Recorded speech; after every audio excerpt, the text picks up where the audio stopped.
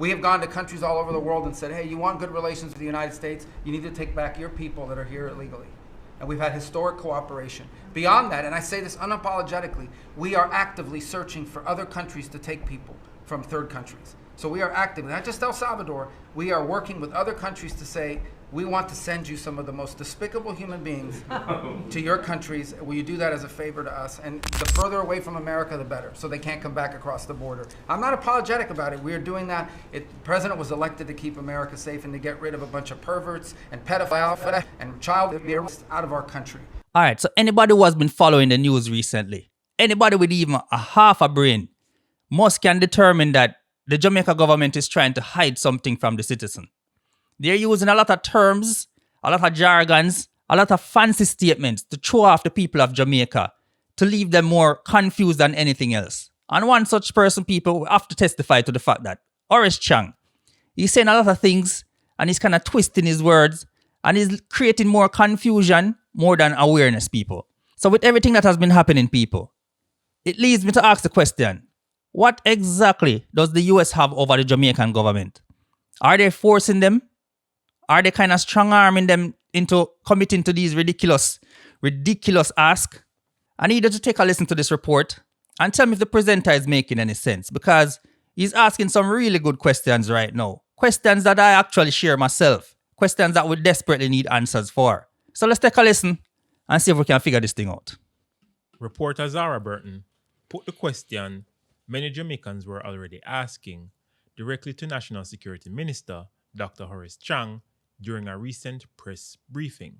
Did they threaten to cut visas, or did they allow us to maybe have a revamp or reconsideration of processing of immigrant visas or something? You're a long-standing journalist and an intelligent one, and no international discussion proceeds along those lines. We're not at war with anybody.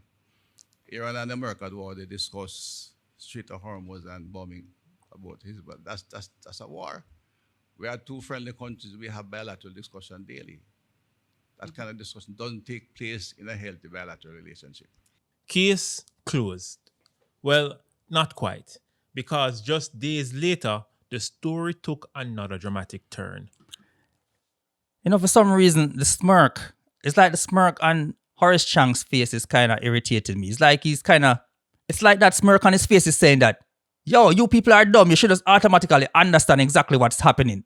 How dare you question me? It's like that smirk on his face is just not. I don't know, people. I don't know if it's just me. A report from Nationwide News, citing an unnamed U.S. source familiar with the discussion, alleged that Washington had threatened to revoke the U.S. visa of ordinary Jamaicans if the government failed to sign the third country national agreement. Nationwide News understands that the threat of random Jamaican citizens having their non-immigrant visas revoked by U.S. authorities gave impetus to the decision by the Holness administration to agree to action a plan with its counterpart in Washington to accommodate so-called third country nationals seeking to transit to another country via Kingston. This threat of wide-scale visa revocations was mooted by at least 2 U.S. government officials. If true, this doesn't sound like a healthy bilateral relationship, as Chang initially described. It sounds more like do or else. So the obvious question is, could the United States actually do this? Legally, yes. The United States has broad authority over who receives or keep a U.S. visa. A visa isn't a constitutional right. It's a privilege granted by the United States government. So the issue isn't whether Washington can revoke a visa. It can. The real question is whether it threatened to use that power. And people, remember we're talking about Donald Trump.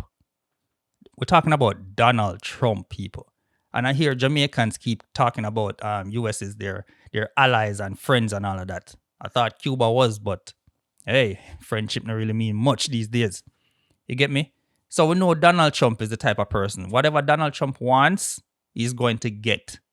We see how he's conducting business across the world right now. More massive countries than Jamaica can't even stand up to Donald Trump right now. So we know, anybody with any kind of brain power know that there's some kind of strong arming happening right now. Nobody just get up and volunteer for something like this. Crazy. To influence Jamaica decision. And at this point, there is no publicly available documentary evidence to confirm such a threat was officially made. Chang denied being pressured.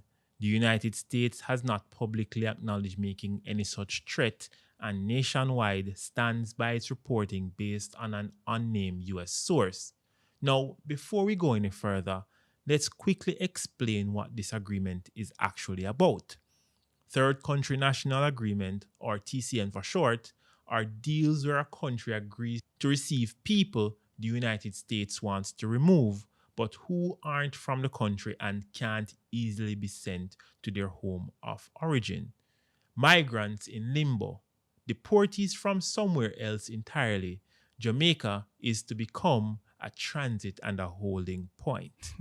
The Trump administration has for several months been lobbying the Holness administration to join at least 23 other countries across the globe under the Third Country National Agreement.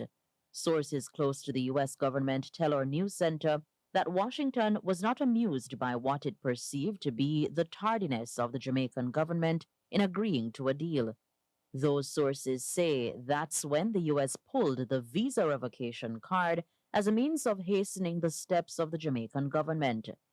It's a matter our news center put squarely to Minister of National Security and Peace, Dr. Horace Chang, in a telephone call on Thursday afternoon. Dr. Chang downplayed the claim, saying there was never any attempt by Washington to force the hand of the Holness administration. But if nationwide reporting is accurate, the bigger story may not be the agreement itself, but how the agreement was secured. Yo, and I must say, kudos to the news outlet. I think it was the Observer. Yeah, I think the Observer broke the story. They got the exclusive, right? Big up to the media houses in Jamaica right now. You get to me, I say? This can't be about, all right, which party I am aligned to. It can't be no party or not, because the citizen, every resident in Jamaica, they're the ones who are going to be affected. If these people who are criminals, right? Alleged criminals. Because I really don't see why the US would want to get rid of a bunch of decent Christian people, right? So we know the type of people that the US are trying to get rid of out of their country. And the Jamaican government, they're kind of sugarcoating it, make it seem like, oh, these people, nothing to worry about, right? People always used to state it that you can't trust a politician, but no, I think the Jamaican people, their eyes are wide open now. We're seeing it in real time for the first time where we can call out the BS. Let's continue.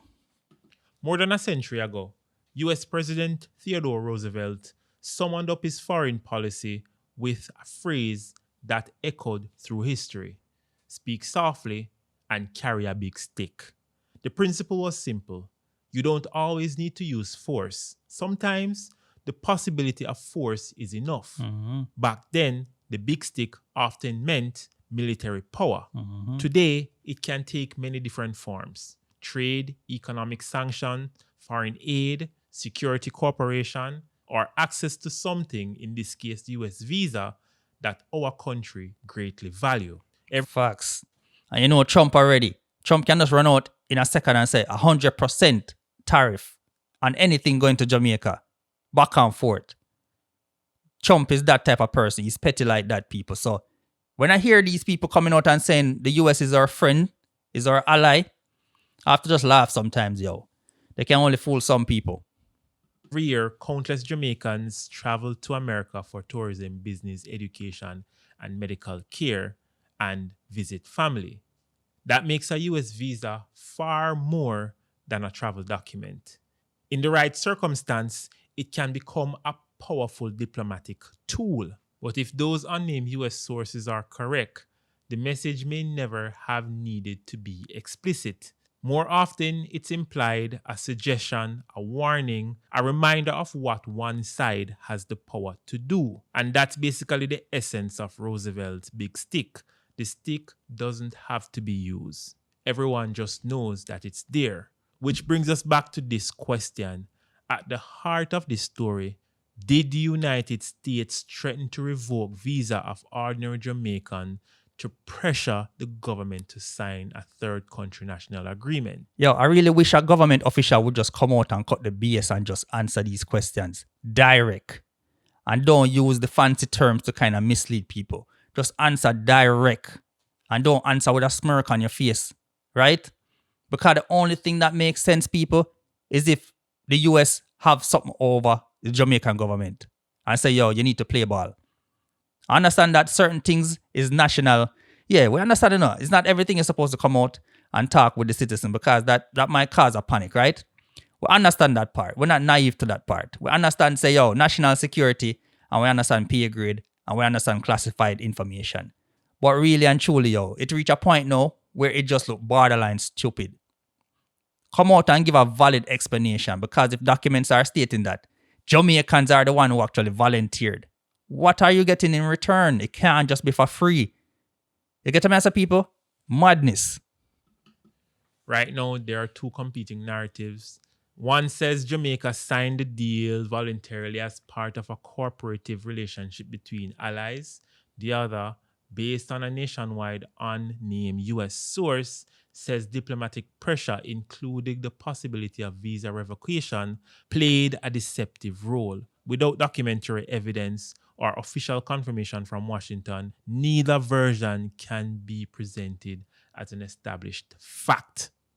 So what are your thoughts, people? I would love to know in the comment section down below. And of course, 50% of you have not yet subscribed to the channel, so correct that. Thanks again for watching. Don't forget to like, share, and most importantly, again, subscribe to the channel for more. And people, big up to this presenter right here, Taylor Feed. I'm going to be leaving a link to his channel, his video. He's dropping some really, really good content, people. I'm actually glad I found this video because he's asking all the relevant questions that we, the citizens, even if you live overseas, Jamaica is our home. And whatever happened in Jamaica, it concerns all of us people.